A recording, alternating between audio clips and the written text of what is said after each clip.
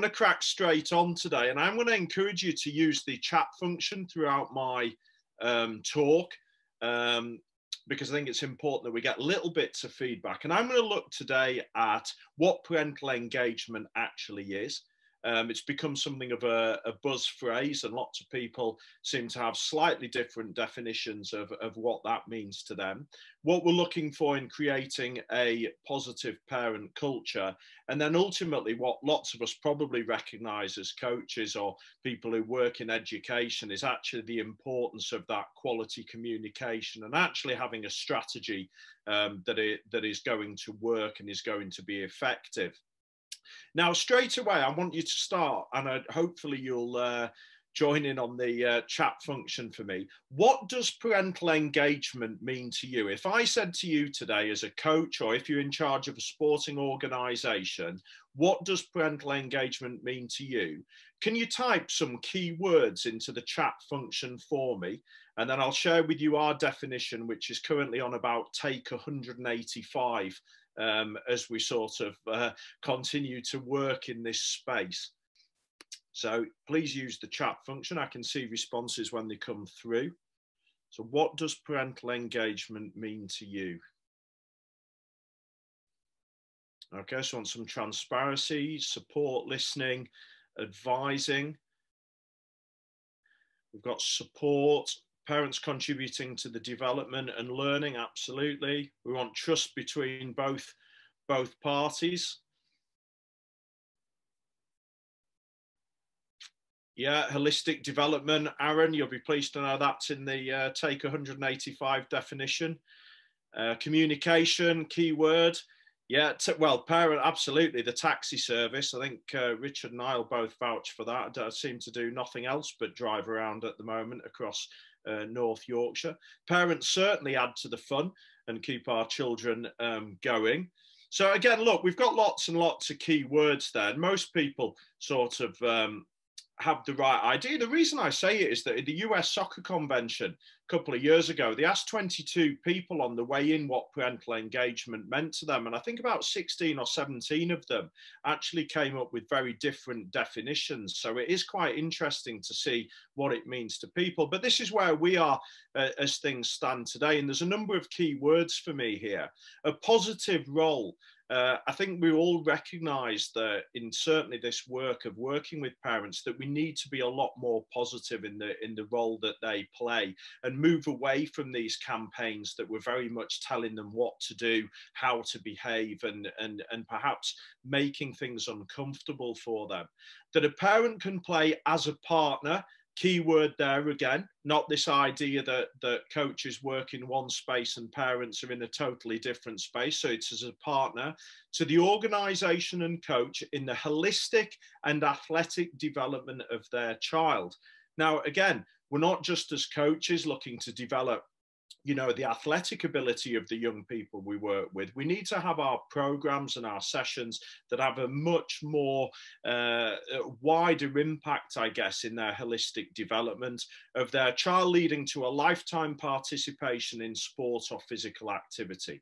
We need this generation of children. We look at dropout numbers across the world, particularly in those teenage years. There's very few sports that are booking that trend. And we all have a responsibility to set these environments that allow these children to go on and continue in sport, to then become the next generation of healthy parents who perhaps then encourage sport with their young people, perhaps the next generation of coaches.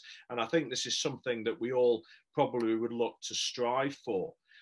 And in creating this positive parent culture, either as a coach or as an organisation, I think we created this a while ago whilst doing some work with British Gymnastics. But I think the reality is that we can't, with the way society is, whether it was the right thing or not 20 years ago, whether it was the right thing 5 years ago, and whether it's still happening now, there is no way with everything that we are seeing that's coming out of the sporting world that we can have, or is it healthy to have environments where parents go through one door and there's a barrier and coaches and athletes go through another.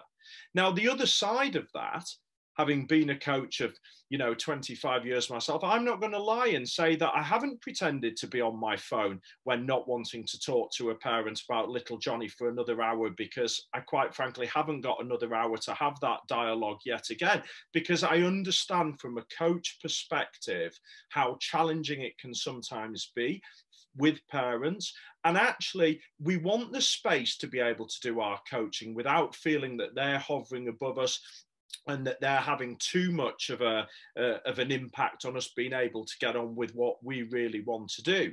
But that doesn't mean that they can't be involved. And I think that ultimately what we want is a really healthy relationship where the parents are doing their bit to support, coaches are producing amazing sessions, amazing environments, really good communication, all in the best interests of the children. But everybody understands their role and feels like they're working together for ultimately the most important person, which is the child that we're coaching. Now, to do that, one of the things that I think coaches find difficult, but actually when it's talked to them or we discuss it with them, is that there can be a negative perception of parents. I think lots of coaches pick their worst case scenario parents. I think in my 20 years in education, I can list off very easily the ones that were an absolute nightmare. Probably in amongst that, there were thousands of brilliant ones, which there certainly were, but they're sort of a little bit back in the back of the mind. And I think that, and still in some sports we work with at the moment, there's still this idea that parents are the enemy. We don't want to work with parents. We don't want to engage with them. And I think part of it is that some coaches haven't thought about strategies for working with parents in the first place. But we have to understand where parents are coming from. And I think I wasn't particularly good at this in the early stages of my coaching career. And it was actually only when I became a parent myself that I started to think, whoa, this is really, really tough. This is really, really challenging as a parent. And how can I best support that as a coach? But we know that parents find competition stressful. They can find watching, just by the sheer fact that they're nervous and they want the children to do well, that can be challenging. The interactions they have with other parents, now whether that be the behavior of other parents near them, the fact that they maybe want to stand in silence, maybe they don't like how other parents are talking to each other. There's a number of things for individuals that can be stressful. They may see inappropriate behavior. They may not like the language used by parents next to them or some of the body language. It's definitely hard work when your children underperform. That horrible feeling where you feel a little bit sick and you're a little bit hot under the collar, and it's really uncomfortable because none of us want to see our children struggle. So that can be stressful. And we've also got to, help parents just to sort of be ready with potential outcomes of competition, because it can be a really challenging time. We know from our own work that the organisational piece for a parent can be a challenge, and certainly things like the scheduling and the logistics for families is an ongoing challenge all the time. Many struggle with the finance of sport. Many struggle with the lack of information, perhaps given by organisations. Many find the selection policies challenging, particularly when their children are on the wrong side of those. And many find that the impact of things like injuries can be a huge challenge as well. And then as children develop and they go through sport and maybe become more involved, or maybe enter those teenage years or enter performance pathways, parents then struggle with the challenge of, meeting the demands of education against sport, for example, worried about whether all the sport may have an impact on their future, their job prospects, however we balance those. Some worry about the impact on their child's social life because sport can perhaps take over. Many parents actually worry about the impact on their own social lives because they're spending the whole time trying to facilitate the experience for their children. So there's an awful lot going on there. And I challenge everybody to say, and how much support do we actually provide parents in dealing with or helping them manage some of those things? And the reality is that despite our own experiences of parents, they're not really out to get us. They really love their children.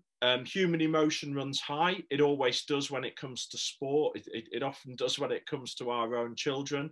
Actually, in an ideal world, parents want to see their child succeeding. I think more for me, Richard knows this because he read our blog. We've had a really challenging couple of months with my son released from a football academy, a total shock, no communication, no nothing. And actually, the sheer joy for us as a parent at the moment is he's just loving playing his sport and is a different person again. And actually, I said this morning to my wife that actually, do you know what? The just best bit is he really looks like he's enjoying it. And quite honestly, I don't care. And I think we can often lose sight of that as parents sometimes. But actually, we also want our children to feel safe and protected. And actually, we probably think our children a little bit better than they actually are, but I'm afraid that's what parents do. I'm not sure that I've got a magic solution for that one. And I was doing some work in gymnastics, and we were talking to some parents, and a parent said to me, it is like my heart walking around outside their body and all over the mat. And I think that goes back to that competition piece where parents are watching and they're living every moment and breathing every moment, and we've got to recognize that as coaches. But I think also in today's society where maybe sport does cost money in lots of situations and parents are committing huge amounts of time, are they expecting a return on their investment? Because parents will say to me, Gordon, how do I know if it's all been worth it? Has it been worth this? And what I say now, and again, it's another of my sort of take 135, I say to parents, if you have used sport, which still remains today one of the safest vehicles to equip your children with a wide range of life and character skills that will allow them to thrive in whatever environment they choose to go into, then it will have been worth every single ounce of time, investment, emotion, cost, whatever that may be. But I think parents do expect some return on investment. But I have to remind parents that we're not dealing on the stock exchange here. We're not dealing with commodities. We're dealing with people, and children are people. And just because we've committed huge amounts of time and huge amounts of money, are we going to necessarily see certain outcomes? So what can we do as coaches and organizations? Well, we've got to make sure that our programs, time and money, outcome. But what is the outcome? Because if the outcomes, well, I want an Olympic gold medal, I want to be a professional footballer, I want some aspects that we maybe see, there's going to be an awful lot of disappointed people from the sporting experience just based on those sheer odds that are out there. So we need to be selling the wide-ranging benefits of our programs. And we need to be selling far more than just the technical, tactical, that the outcomes are geared up to elite performance, because we've got so many different strands to the sporting experience for young people. And promoting the multifaceted child, I'm going to put both in and outside of aquatics here. But actually that feeling that in any sport, that it isn't just about the sport they're doing. And we've all got a role to play as coaches, as educators, in ensuring that we have rounded individuals who aren't defined purely by their sport. So what program are we actually selling to parents and as coaches? Do we actually do a good enough job at painting the picture of what these programs may look like? Now, we can't give them every answer. We can't give them every scenario. We can't sort of hold their hand through everything that crops up. But we're not really painting any picture, and there's no manual, just as there's no manual for parenting in general, really to help us. And often, certainly in a sporting context, parents are trying to do their very, very best.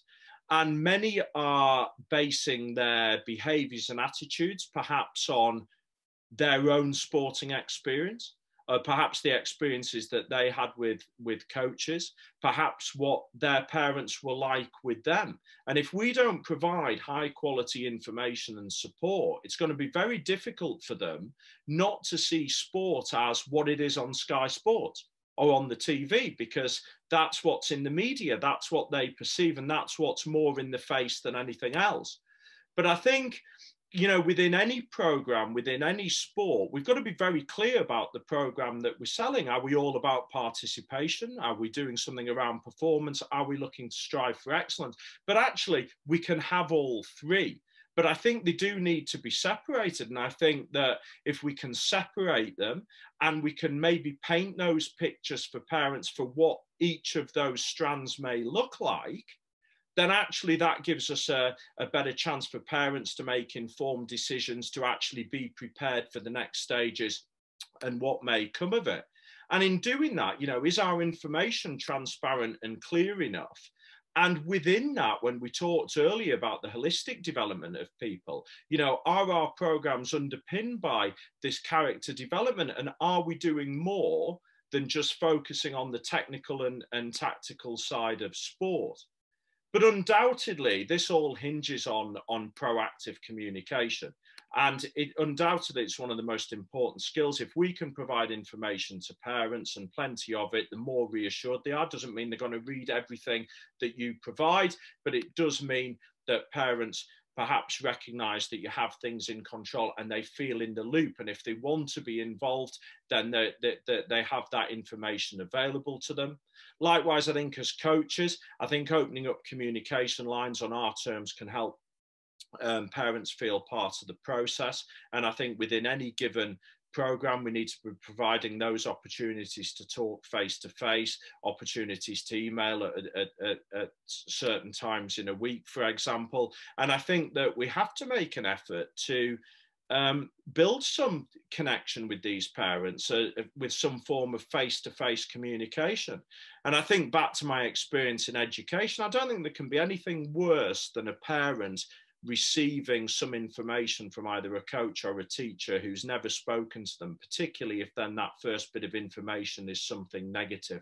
I think we've got to be able to put names to faces and not know people as sort of Johnny's dad or that's the nightmare parent in that corner. And I think we can only do that by actually even exchanging pleasantries.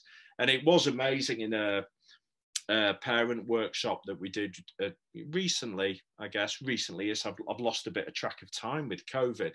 But a parent said, you know what, Gordon, actually, do you know what? It'd be really nice once if a coach just said, thanks for bringing them.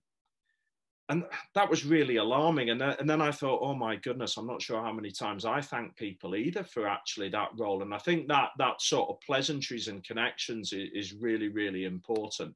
But I think, you know, we haven't got lots of time today, but I do think that in terms of our communication, we do need to consider the type of information, how often we're communicating, what methods we're going to use.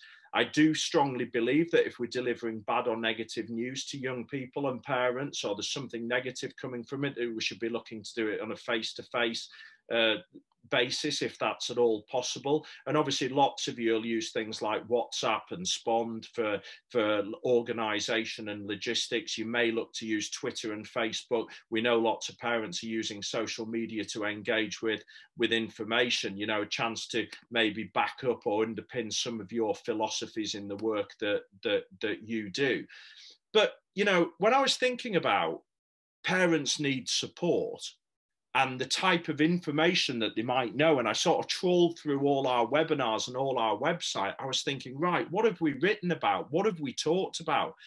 And then so I've come up with this as the final part of the bit from us today. These are some of the things that I was thinking parents could do with knowing. One, that they're the most important and they have a huge role. Do they use sport to promote character development? How do they support their children when things have gone wrong? How do you help your kids manage disappointment? Because that's really challenging. Parents find that really difficult. Why do their children play and why do they quit? Do the parents actually know the answers to those? And have they ever been encouraged to ask them? Do parents understand failure and the fact that it's a large part of the learning process? Because I know it's really hard watching our children fail. So have we supported them, particularly when children are put into learning pits in coaching environments and things go wrong?